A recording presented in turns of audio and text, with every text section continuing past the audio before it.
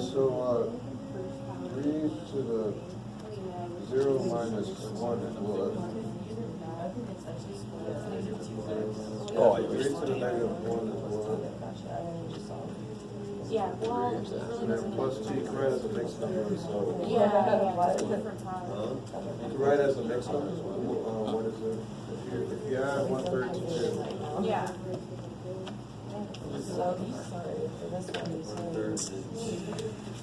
Yes. All right, guys, let's take a look here. What else could it be written as? All right, so this is the way you rewrite that That's it. silly O notation. Yeah, for 0.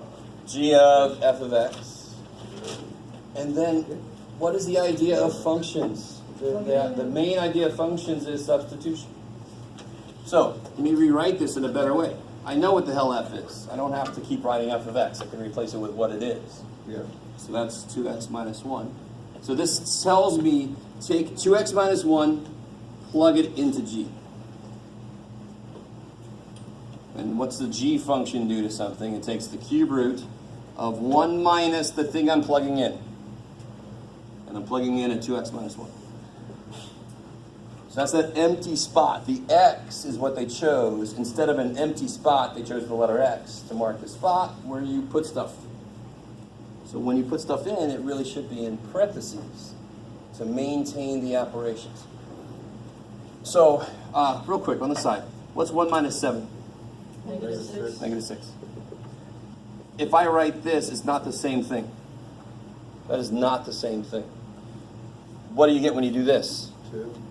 1 minus 3 is negative 2, plus 4 is 2. Why are these different? Because here I'm not subtracting 7, I'm subtracting 3. I'm subtracting a part of 7, not all of 7. Where's 7 here? There. Oh, there's 7. Oh shit, there you go. That would make it the same answer. So whenever you put something in, you can't leave the parentheses out because then you're just subtracting a piece of it. You're not subtracting that thing. The minus has got to affect the whole thing. So then you can distribute that, Yes. and then you put your like terms together, and you call it a day. Because there's not a damn thing I can do with that. You could also put negative 2x plus 2. Totally. As long as the 2x is negative and the 2 is positive, I don't care which way you put them. Commutativity. Sweet. All right. I like it.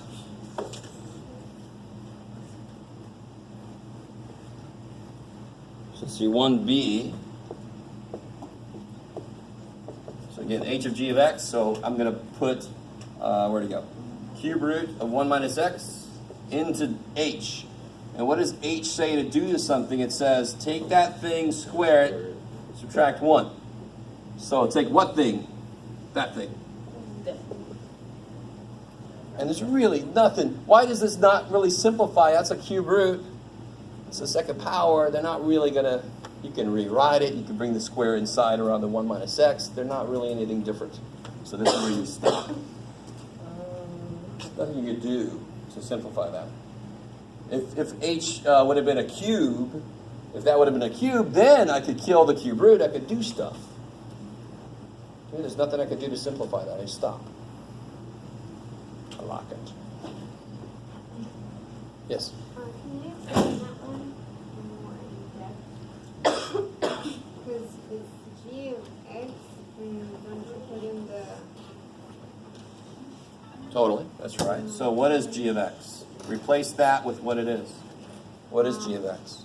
The cube root of 1 minus... Good. So what is this saying to do? It's saying to take this and put it into the h function. What does the h function do to something? It squares it And subtraction. and subtracts 1. And what is it working on right now? That's what the h function does always. That's its definition. It's just what it does. So what is it working on at the moment? That. Done. So the main idea of functions is substitution. I can substitute a number. I can substitute an expression. I can substitute a different letter. But I just, whatever the spot is where the x says, that's where I put the new stuff. That's it. That's all function notation means. Yes? So for these kinds of functions, Totally. It's not an equation. This is just an expression, right? There's no equals. And I know part of us feels kind of like let down when you can't get to the number, the answer, but Yes. I need to have general forms of things, and then later I go, oh, in this case, it's supposed to equal 8. Now I can solve, oh, but over here it's supposed to equal 16. So I don't want to make it equal to anything specific right now. I just want to have this, and I can use it whenever I need to.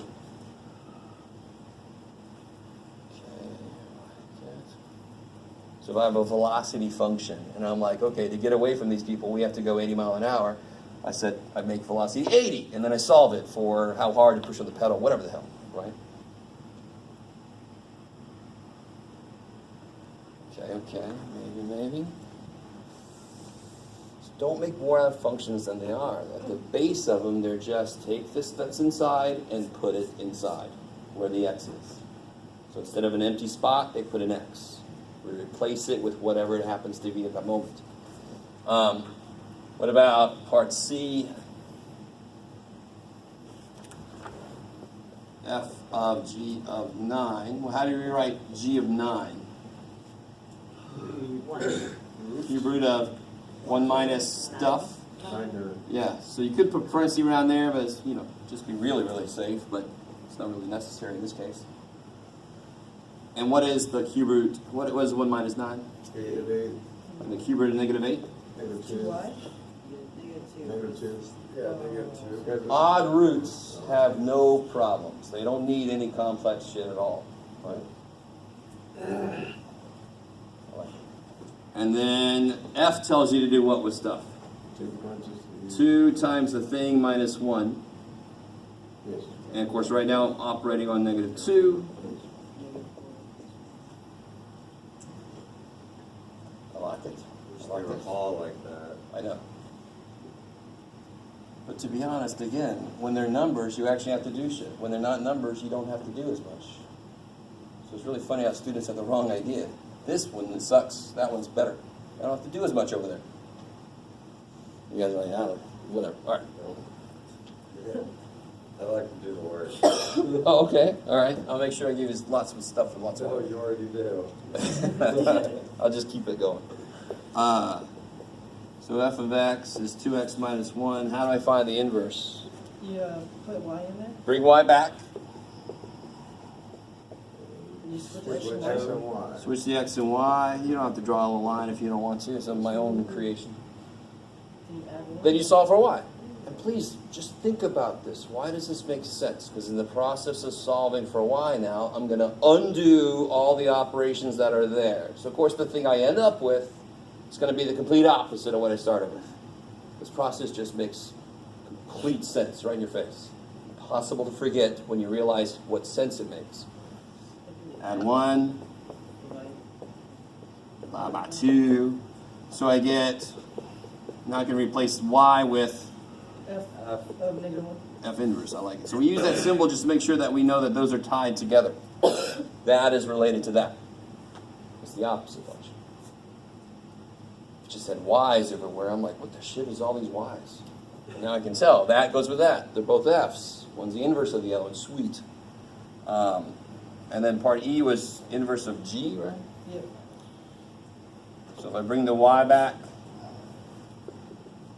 switch the x and y, how do I start solving for y now?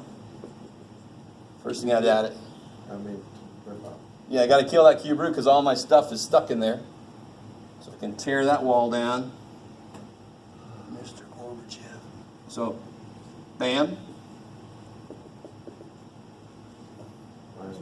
And one of my favorite things to realize is just switch those.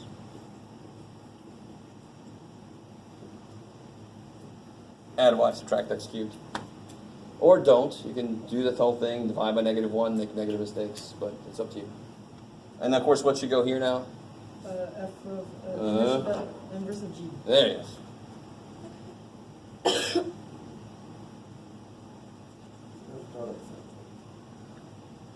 Do we have to put the inverse of g? Or can we just leave it like y? Or can we just leave it like... So remember what I just said about all that? You remember? So now, yeah, put that symbol there so you know that it goes with the g function. Maybe negative x cubed. Totally. Okay. Of course, yes. If you want to put it in descending form, as long as the x cubed is negative and the 1 is positive, I don't care which order they're in. I like it.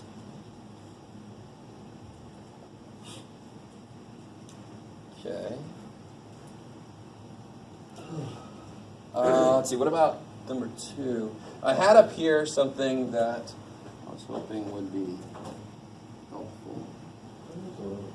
Anything that's like a to the x, any function like that. I have what I call my anchor points. I don't need as many points now because now we know the shape. Anything a to the x is going to have this shape. We know that shape. So I just need a few points, maybe around the turning point, so that I can fill in the shape. Just like a parabola, how many points do we need now? 3. Vertex, a point, maybe a y-intercept, and a mirror image, bam. Because we know the shape. It's not going to do this funky shit. So the more I know the shape of something, the less points I've got to find. So here, my main points are -1, 0, and 1.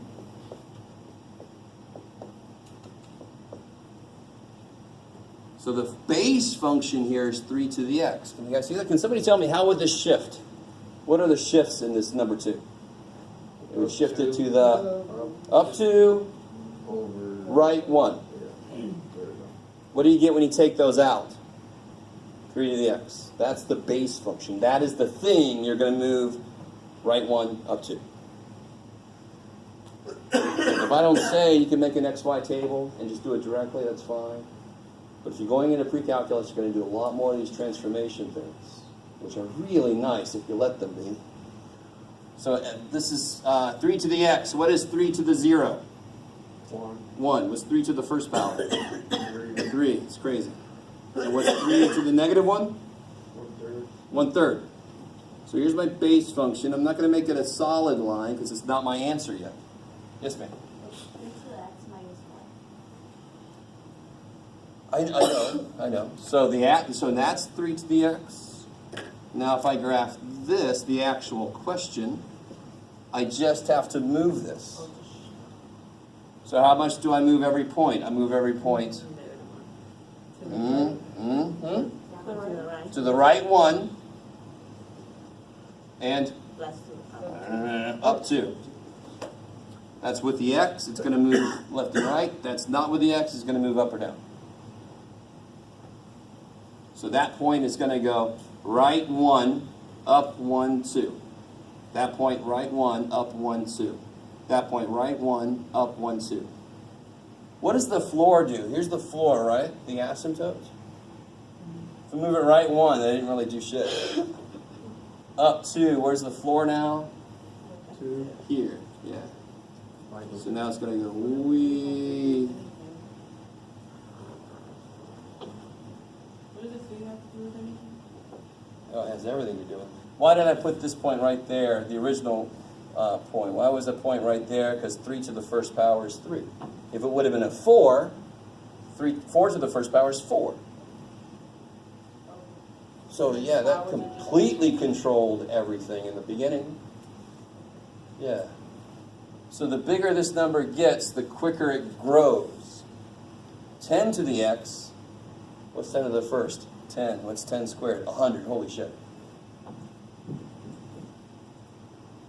So that base totally controls how quickly. It doesn't really change the shape. It just controls how quickly it goes up and how quickly it goes down on the other side. It's related to slope again.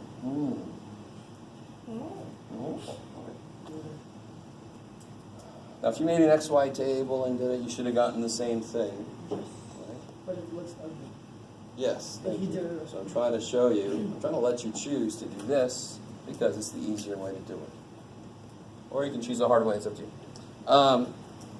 Number 3, I apologize, I didn't give you enough tick marks. I'm just going to add a couple. Am I really going to be that lazy? Yes. It's hard work to be lazy. I'm not going to put this on the overhead because I'm crazy.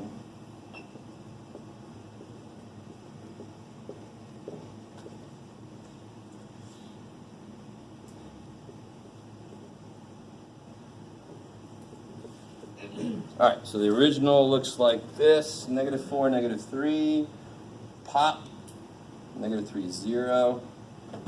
0, 1, 3, 5. So what's the inverse function going to go through? -4, -3. Yeah. This goes through -4, -3. So the inverse is going to go through -3, -4. This goes through 0, 1. I'm sorry. This goes through -3, 0. So the inverse is going to go through 0, -3. This goes through 0, 1, 1, 0. This goes through 3, 5, 5, 3. And when you do this, you should see a nice mirror image thing happen. The mirror is right down to y equals x.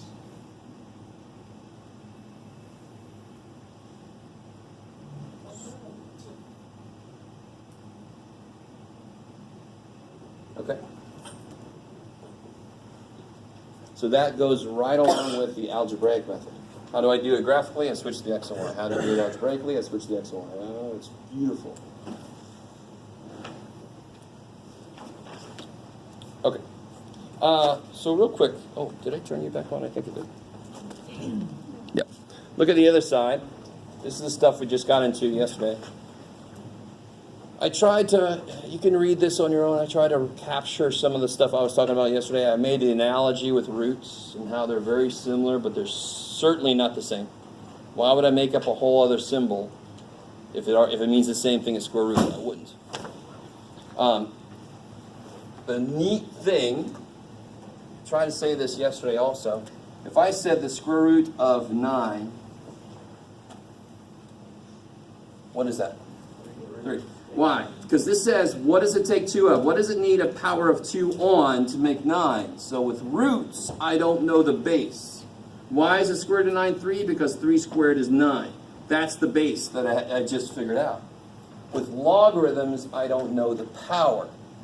That's why the answer to a log is always a power. So when I say log base 3 of 9, now I know the base. 2. I'm asking for the power. 2. 3 squared is 9. Look, you guys, you don't have to understand what I just said to really be able to do logs, but it is a nifty little analogy. That's the relationship between the two. Roots, I know the power. Logs, I know the base. All right. So go ahead, try out those problems at the bottom here. Those log problems on the back of the ones we were just working on.